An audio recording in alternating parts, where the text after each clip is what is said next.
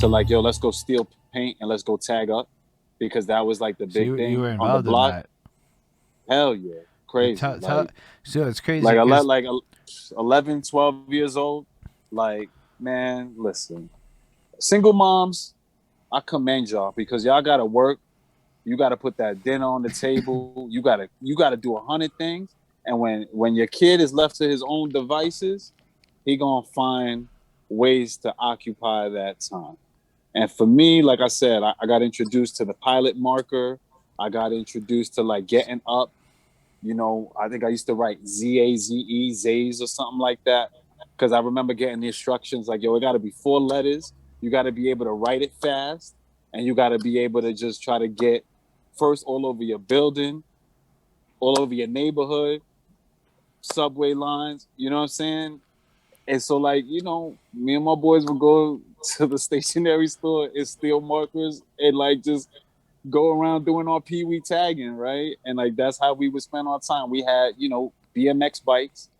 Everybody in the hood knows when you was at that age, you had a BMX bike with pegs on it, or your man had the bike, and one of y'all would be on the back with the pegs, and the other dude would be riding the bike, or you'd be on the handlebars, and that's how we got it around, Brody. Like we would ride around on our BMXs, and like in my hood in LES, it was definitely separated. Like there was parts of the block where like the guys from the avenue, they don't go to the hill because there's beef over whatever. The dudes from the hill, they maybe don't go to Smith Projects because there's whatever. If you lived in Alphabet City, 12th Street, whatever compost housing, you don't go to like Delancey Street because the DSB Delancey Street boys will beat your ass. And this is when violence was different. Like, and I think this is important too. It's easy to cap off and like shoot people. I come from an era like where like you will get beat up, stabbed, cut, hit with a bottle. Like you would maybe not die, but you would really get fucked up bad, bro. And like Yeah. everybody that I know, if you was in a crew, you needed safety. So you had a crew, and it was mostly the dudes from your block that were local to you, so that when you get on the bus and you got to go shopping to get some sneakers on Delancey, we going 6 deep, and you got the knife, you got the razor, you got the bat, you got the cane. Oh, canes was big too.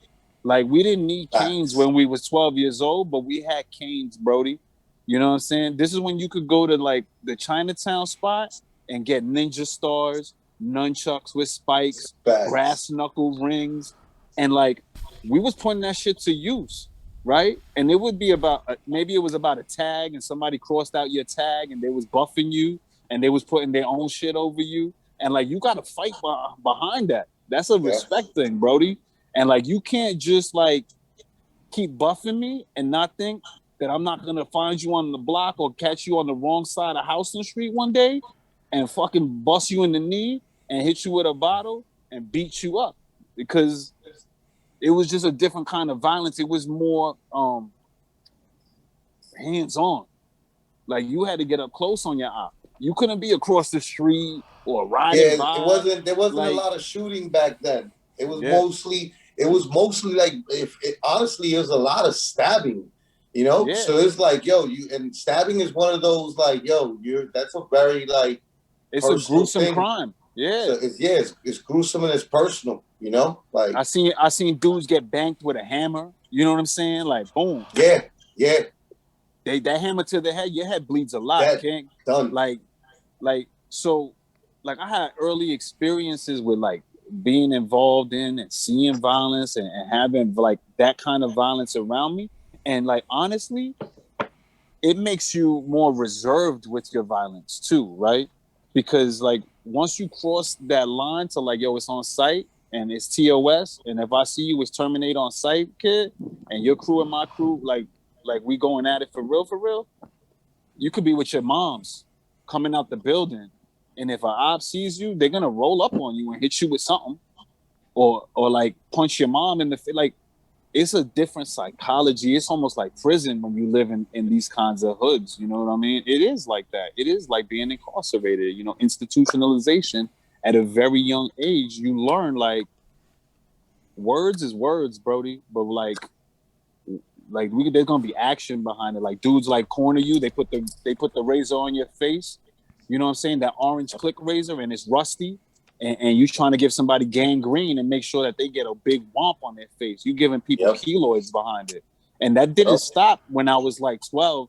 That like kept going all the way to like the tunnel, to like club exit, to like speed. I mean, when you think about like, it, bro, when you think about it, you know, like it's unfortunate to say, and like not in particular, but like the Justice for Junior kid, it's the same exact type of things, just another level, right? And it's like I remember that when like the Dominican influx came to New York City, like they played with machetes heavy from jump in the 90s. You know what I mean? Facts. In the middle of the 90s. So like when I saw the Justice for Junior thing, I was like, yeah, that's not no new thing to the Bronx. You know what I mean? Bro. Like I've seen that action before. So like, yeah, that's how it always used to be though. You know, like dudes would wear a $150, a scarf from your ear to your chin, almost with pride. Like, and if you've seen the dude, that means he either went to Spofford, and Spofford was a juvenile detention facility where like a lot of my homies started their career in like real crime.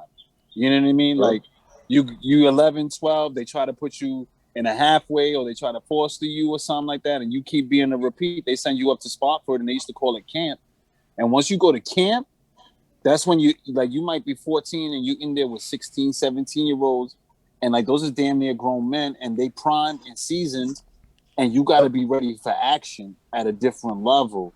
You know what I mean? And so like dudes acting tough and like talking crazy on records and like making all these sound effects and all this stuff is like, all right, bro. But has anybody ever hit you in the ribs with a bat, or like hit you with a golf club in your head? You know what I mean? Like it would change the way you view violence and the way you conduct yourself. You know what I mean? Sometimes almost, I don't want to say that. We're going to leave that there. We're going to leave it right there. I appreciate everything you're saying still. It's like... Sorry, I was going on a tirade, my bad. No, but like, it's called bridge the gap, right? That's what we do. We bridge gaps. Not everybody's willing to say the kinds of things you're saying or to express it the way that you're expressing it, because it's probably painful. It's 100. But it's 100, bro. It's 100. But it even explains why people say shit like we roll X number of people deep. Like, I never really thought that you might actually need that just to go to the store. Yo, you definitely gotta roll at least three.